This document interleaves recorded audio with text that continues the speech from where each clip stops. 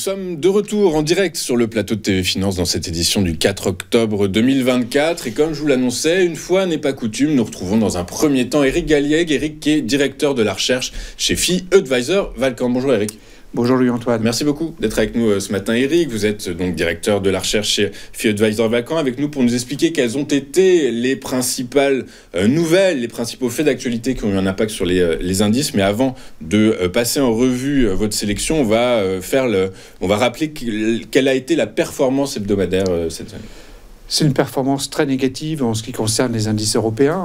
Le CAC 40 a perdu 3,4%. On est à peu près sur les mêmes ordres de grandeur sur les autres indices pan-européens.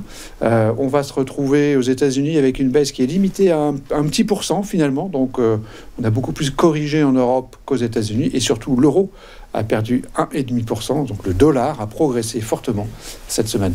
Très clair. Donc évidemment, ce qui a fait bouger les marchés cette semaine, c'est la géopolitique, le conflit entre Israël et le Liban qui prend une tournure de plus en plus grave.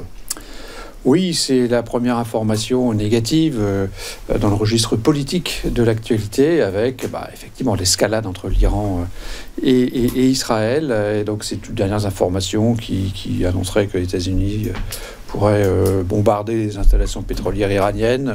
Alors c'est un sujet politique, géopolitique assez fort, assez complexe. Mais bon, on sait bien que l'Iran et la Perse n'ont jamais été des amis des Arabes et de l'Arabie Saoudite, qui est plutôt sunnite, alors qu'on est plutôt chiite dans le monde perse. Donc c'est vrai que tout ceci nous rappelle un certain nombre d'événements, d'éléments. Et c'est vrai que c'est bien sûr un élément négatif pour le scénario de marché, puisque on l'a vu hier d'ailleurs, le prix du pétrole a commencé à monter et que il était plutôt faible et en termes économiques, ça intéresse un certain nombre de lobbies américains notamment que de voir le prix du pétrole monter. On comprend ceci par rapport à cela. Tout à fait, merci Éric. Le WTI, puisqu'on parle des Américains, qui a pris 5,15% hier en clôture. Inévitablement, en sous-jacent, en corollaire de cette information, on pense au retour de l'inflation. L'inflation qui pourtant en Europe est repassée sous les 2%. Alors c'est justement la forte baisse des prix énergétiques, comme le montre ce graphique d'Eurostat, puisqu'on a perdu 6% dans la contribution donc à l'inflation nominale de la zone euro, donc qui est passé en dessous de 2%, 1,8%. C'est un chiffre surprenant, mais qui est surtout lié à la baisse de l'énergie, c'est assez clair. L'inflation des services reste à 4%. C'est quand même un sujet. Néanmoins, ça reste une bonne nouvelle que de voir cette inflation globale passer en dessous de 2. On ne s'attendait pas à ce que ça aille aussi vite. C'est naturellement lié à nouveau au prix du pétrole, ce qui est en train de changer d'ailleurs, avec cette situation très difficile au Proche-Orient. Exactement. Et puis d'autant plus que si on y ajoute l'évolution des indicateurs d'activité avancée, eh bien on suppose très aisément que la BCE va baisser une troisième fois ses taux directeurs à l'issue de sa prochaine réunion du 17 octobre prochain. On bascule en France, l'actualité française, c'est à la suite du discours d'intérêt général, de politique générale du Premier ministre Michel Barnier, eh bien on en sait un peu plus sur la façon dont, je dirais, la dette pourrait être renflouée, et ça va passer par des hausses d'impôts massives.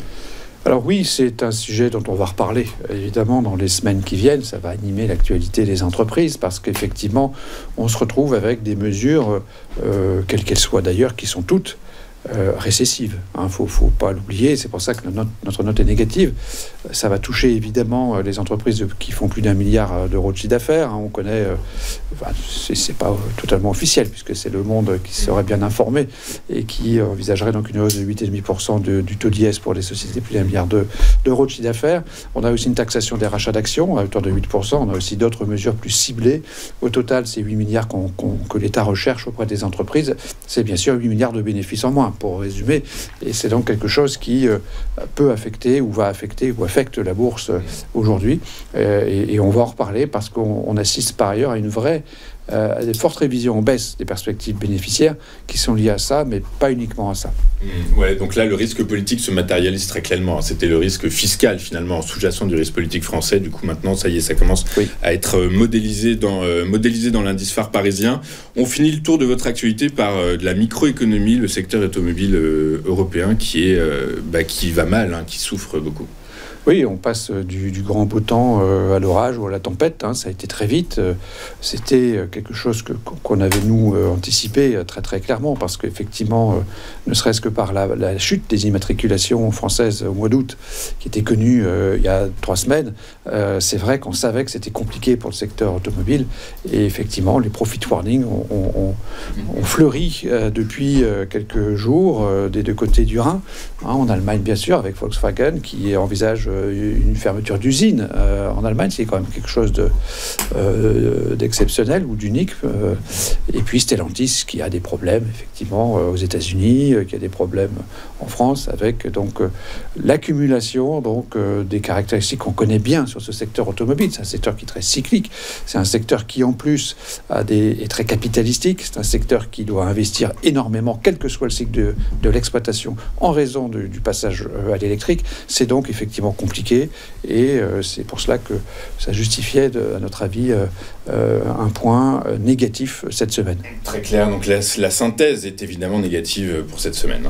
On a -2, ce qui met un terme à 3 semaines d'actualité ou de risque qui diminuait, une activité qui s'améliorait, un risque qui diminuait. Ici, on a plutôt le contraire, effectivement, avec notamment le risque géopolitique. On attend un petit peu ce qui va se passer au jour le jour. C'est quand même très inquiétant. Et puis, c'est ces révisions en baisse de bénéfices qui sont très significatives en Europe, qui ne le sont pas aux États-Unis d'ailleurs, qui ne touchent que l'Europe aujourd'hui, pour l'instant, et qui sont quand même très significatives, avec un taux de croissance des bénéfices pour l'année 2024 qui est réduit à 1,8% pour l'Eurostoxx, ce qui est quand même extrêmement faible et montre bien que l'année 2024, comme 2023, risque d'être une année pour rien en termes de bénéfices. Et donc, par la force des choses, qu'est-ce que vous nous conseillez? Le risque se stabilise d'une certaine façon, mais la dynamique de prix, est-ce qu'elle est impactée par... Alors, la dynamique des prix résiste. Ouais. On a toujours suffisamment, je dirais, d'actions qui sont en tendance haussière. Donc, le spread momentum reste suffisamment positif. Le niveau de risque se dégrade, effectivement. Donc, un indicateur qu'on utilise, le MPI, est passé à 63, ce qui montre une situation corrective sur les marchés. Donc, on reste... prudent, mais toujours investi. On considère que la vitesse acquise par l'avion devrait pouvoir passer ces vents contraires. C'est ce qu'on pense toujours, notamment en raison de nos signaux et de notre analyse de la dynamique des prix. Ok, très clair. Écoutez, merci beaucoup Eric pour vos analyses, votre temps. Je rappelle que vous êtes directeur de la recherche chez FitVisor Valcan, avec nous tous les vendredis pour décortiquer l'actualité, nous expliquer son impact sur l'évolution des principaux indices mondiaux. On marque une courte page de publicité et on se retrouve juste après avec les market movers de David Furcage. À tout de suite sur TF Finance.